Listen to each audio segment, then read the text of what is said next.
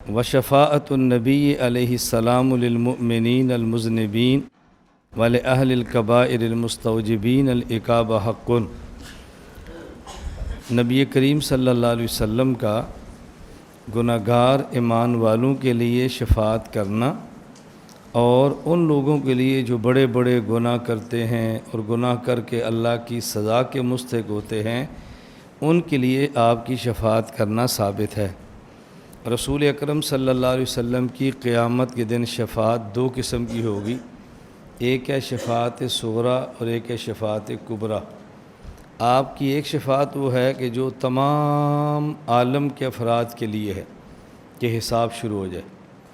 سب لوگ جمع ہو کے حضرت آدم کے پاس جائیں گے کہ آپ اللہ سے درخواست کرو کہ ہمارا حساب شروع ہو۔ آدم علیہ السلام فرمائیں گے میں نہیں سفارش کر سکتا، کیوں؟ مجھے اللہ تعالیٰ نے فرمایا تھا لا تقربوا هذه الشجرہ، اس درخت کو نہیں کھانا، میں بھول گیا اور میں نے کھا لیا، مجھ میں ہمت نہیں ہے۔ حضرت ابراہیم حضرت نوح کے پاس جاؤ، نوح علیہ السلام سے کہیں گے آپ ہماری سفارش کرو حساب شروع ہو جائے، فرمائیں گے میرے بس میں نہیں ہے، مجھے حکم تھا کہ آپ ہر کسی کے لیے دعا مانگو، اپنے اہل کے لیے دعا مانگو، تو میں نے سمجھا کہ میرا بیٹا اہل میں سے ہے، میں نے دعا مانگ لی، تو اللہ نے فرمایا کہ اہل سے مراد ہے ایمان والے، یہ ایمان والا نہیں ہے تو مجھے تو اپنا ڈر لگ رہا ہے۔ ابراہیم کے پاس جاؤ، حضرت ابراہیم سے کہا جی آپ ہمارے لیے درخواست کرو، اللہ تعالیٰ ہمارا حساب شروع کریں۔ کہا مجھے حکم تھا کہ مشرک کے لیے دعا نہ مانگو، میں نے اپنے والد کے لیے مانگ لی، تو سمجھنے میں فرق پڑا، میں نے مانگ لی تو مجھے تو اپنا ڈر لگ رہا ہے، تو جب مجھے یقین ہو گیا کہ والد کفر پہ مرے گا تو پھر تو نہیں مانی، جب مجھے یہ توقع تھی کہ شاید ابھی مان لے تو میں نے مانگی ہے۔ آپ حضرت موسیٰ علیہ السلام سے درخواست کرو، یوں اگلا نبی پھر بالآخر عیسیٰ علیہ السلام کے پاس آئیں گے، آپ دعا کرو۔ عیسیٰ علیہ السلام فرمائیں گے میں بھی اپنے آپ کو اس کا حل نہیں سمجھتا، تو پھر سارے اکٹھے ہو گئے رسول اکرم صلی اللہ علیہ وسلم سے درخواست کریں گے کہ آپ اللہ تعالیٰ سے یہ درخواست کرو کہ حساب شروع ہو جائے،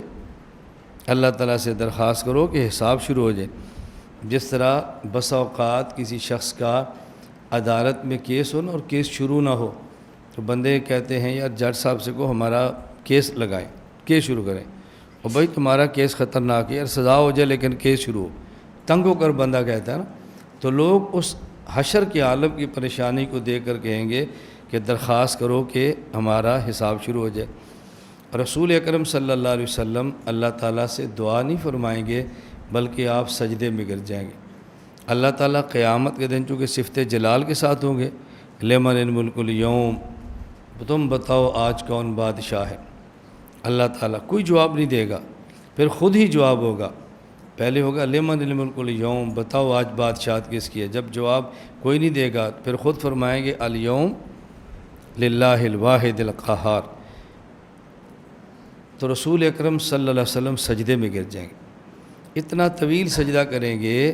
کہ یہ صرف سمجھانے کے لیے تعبیرات ہیں، ورنہ اللہ تعالیٰ کی بات کو صفات کو آدمی کون سمجھا سکتا ہے، یعنی جیسے جلال جمال سے بدل جاتا ہے۔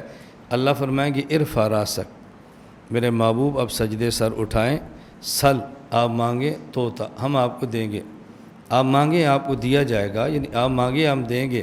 اس وقت نبی کریم صلی اللہ علیہ وسلم عرض کریں گے یا اللہ حساب کتاب شروع فرما دیں۔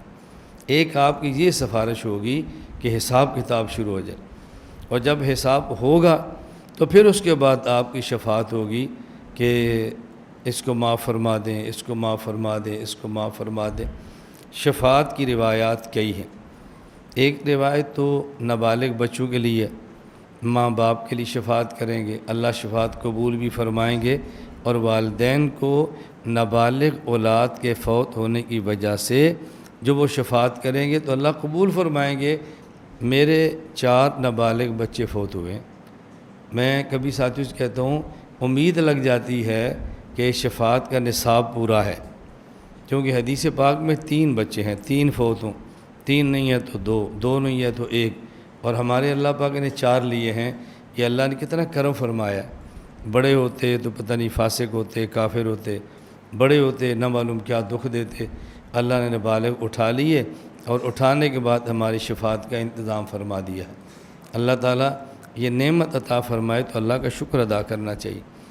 تو رسول اکرم صلی اللہ علیہ وسلم کی جو حدیث سے ثابت ہے،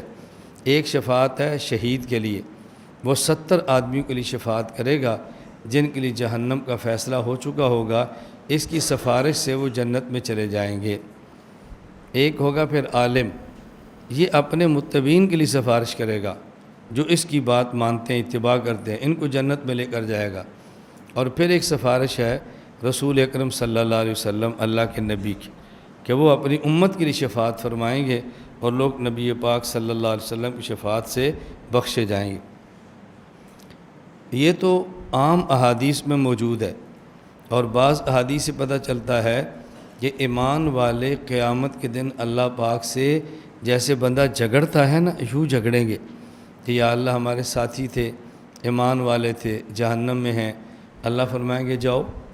جس کے دل میں 1 دینار کے برابر ایمان ہے اس کو نکال لو۔ یہ جتنے نکال سکیں گے نکال لائیں گے، کچھ پھر بھی رہ جائیں گے، پھر اللہ سے عرض کریں گے۔ اللہ فرمائیں گے جن کے ایمان میں آدھے دینار کے برابر ایمان ہے اس کو بھی لے آؤ۔ یہ جائیں گے، ان کو بھی لے آئیں گے، ان کے لیے اللہ پاک جنت کو ٹھنڈا فرما دیں گے، جہنم کو ٹھنڈا فرما دیں گے۔ کچھ اور بھی رہ جائیں گے، اللہ فرمائیں گے ارجعوا، پھر جاؤ، جن کے دل میں ذرہ برابر ایمان ہے ان کو بھی لے آؤ، یہ ان کو بھی لے آئیں گے۔ یہ وہ ہوں گے جو ان کے علم میں ہوں گے۔ جب یہ سارے کر چکیں گے پھر اللہ خود فرمائیں گے اب میری شفاعت دیکھو۔ حدیث پاک میں تو مٹھی ہے نا، یہ اللہ کی صفت ہے جو متشابہات میں سے ہم نہیں جانتے اللہ کی مٹھی کیا ہے، صفت کیا ہے۔ اللہ اپنی شان کے مطابق پھر جو اہل ایمان جہنم میں ہوں گے ان سب کو نکال کر جنت میں داخل فرما دیں گے۔ تو قیامت کے دن یہ شفاعت نبی کریم صلی اللہ علیہ وسلم کی برحق ہے، اور باقی شفاعت بھی ہم مانتے ہیں۔